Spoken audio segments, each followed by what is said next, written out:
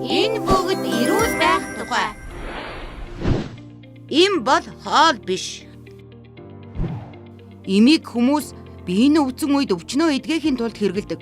Гэхдээ эмийн аюулгүй байдлын талаар заавал мэдэх ёстой чухал санамжуудыг хэлж өгье. Танай гэрийнхэн эмийг хаана хадгалдаг вэ?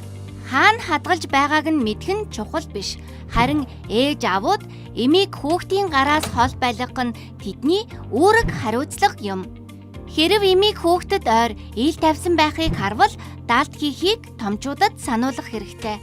Эм хаана байгааг мэдэж байсан ч дураараа авч огт болохгүй. Зарим эм чихэр шиг харагддаг шүү. Энэ хоёрыг хардаа ялгаатай байна уу? Ялгаж чадах байсан ч дураараа хэрэглэж болохгүй. Ээж маань надад эм өгөхдөө заавал уншдаг. Бас эмийг эмчийн зааврын дагуу хэрэглэсний дараа хэрвээ эмнээс ч үлдсэн тохиолдолд үлдсэн эмийг шууд хаях ёстой гэж хэлсэн. Тэгтээ хамаагүй хайж болохгүй. Хэн нэгэнд аюул учруулахын тулд зориултын савнд хаях эсвэл сайдэр далдалж уудалж хайдаг. Бусадтай эмээ хуваалцаж ерөөсөө болохгүй. Зөвхөн чамд туссан өвчнийг эдгэх зориулалттай эмийг бусдад өгөх нь тэр хүнд хор өгч байгаатай адил. Эмийг зөвхөн эмчийн зааврын дагуу товлсон өдөр цаг тунгаар нь ууж байж эм болдгийм шүү.